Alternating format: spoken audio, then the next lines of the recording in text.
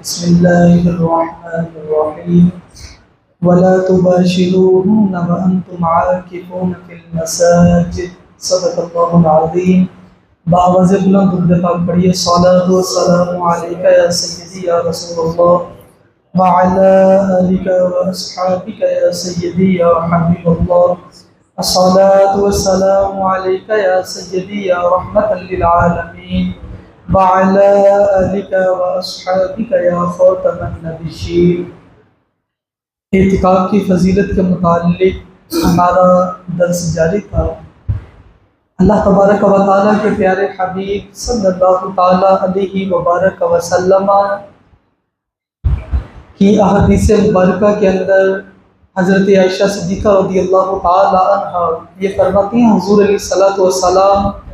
رمضان المبارک کے آخری عشرے کا اعتکاف کیا کرتے تھے۔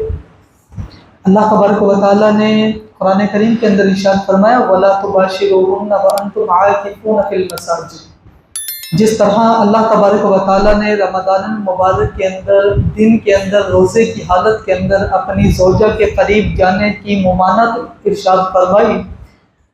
اور انسان کو روزے کی حالت کے اندر ہر چیز سے منع کیا گیا، کھانے پینے کی چیز، مباشرت وغیرہ سے، اور رات کو اس کی اجازت دی گئی کہ تم اپنی بیویوں کے قریب رات کو جا سکتے ہو۔ لیکن انسان جب اعتکاف کے اندر بیٹھ جاتا ہے، مسجد میں بیٹھ جاتا ہے، تو اللہ تبارک و تعالیٰ کی طرف سے اس کا ایک نفسانی جو خواہش ہوتی ہے اس کے اوپر بھی ایک فضیلت اس کو حاصل ہوتی ہے۔ وہ فضیلت کیا حاصل ہوتی ہے کہ اس نے رب تبارک و تعالیٰ کی بارگاہ میں آ کر رب کی بارگاہ میں بیٹھ گیا ہے، اپنے ازواج کو، اپنی بیوی بچوں کو، ہر چیز کو چھوڑ کر، کاروبار کو چھوڑ کر رب کی بارگاہ میں آ گیا ہے۔ اور یہ رب کی بارگاہ میں آنا اس کے لیے اتنا فضیلت مند ہے کہ مصطفیٰ کریم علیہ الصلوۃ والسلام نے ارشاد فرمایا کہ جس نے رمضان المبارک کے اندر اعتکاف کیا اور گناہوں سے باز رہا، اور جو اس نے معاملات کرنے تھے اس سے تو وہ باز رہنا ہی رہنا تھا،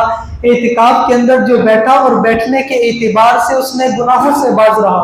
حضور علیہ الصلوۃ والسلام ارشاد فرماتے ہیں رب تبارک و تعالیٰ اس شخص کو اس قدر ثواب عطا فرماتا ہے کہ جیسے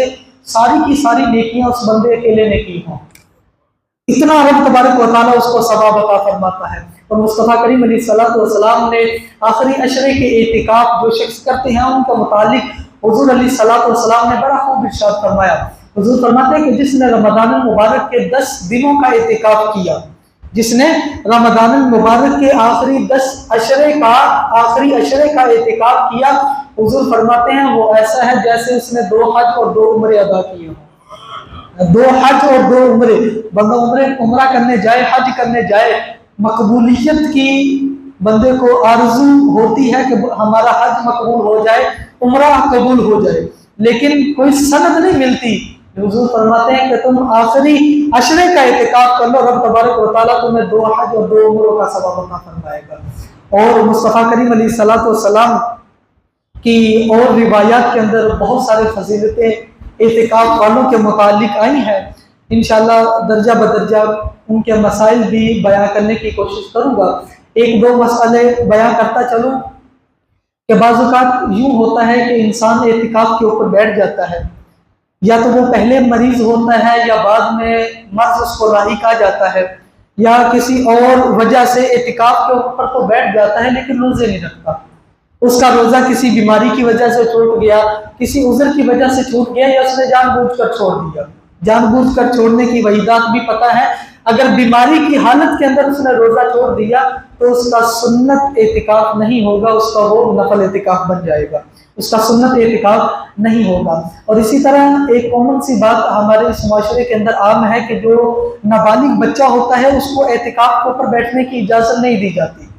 اس کے اندر یہ چیز ذہن نشین رکھے کہ ایسا نابالغ بچہ کہ جو اپنے حلال و حرام کی تمیز رکھتا ہو، پاکی اور ناپاکی کی تمیز رکھتا ہو، اس کو پتہ ہو کہ یہ چیز پاک ہے، یہ ناپاک ہے، کھانے پینے کے معاملات کے اندر ہر چیز کے اندر اس کو سمجھدار ہو، ایسا شخص، ایسا جو بچہ ہے وہ اعتکاف کے اوپر بیٹھے تو اس کا بھی اعتکاف کرنا بالکل درست ہوگا۔ ہاں ایسا شخص، ایسا بچہ ہے کہ جو بالکل نابالغ، اتنا نابالغ ہے اس کو اچھے برے کی تمیز ہی نہیں ہے، اس کو پتہ ہی نہیں ہے کہ مسجد کے آداب کیا ہے، اس کو پتہ ہی نہیں ہے کہ میری پاکی کے معاملات کیا ہیں، میری ناپاکی کے معاملات کیا ہیں، تو ایسے بچے کو اعتکاف کے اوپر بیٹھنے کی اجازت نہیں دی جائے گی۔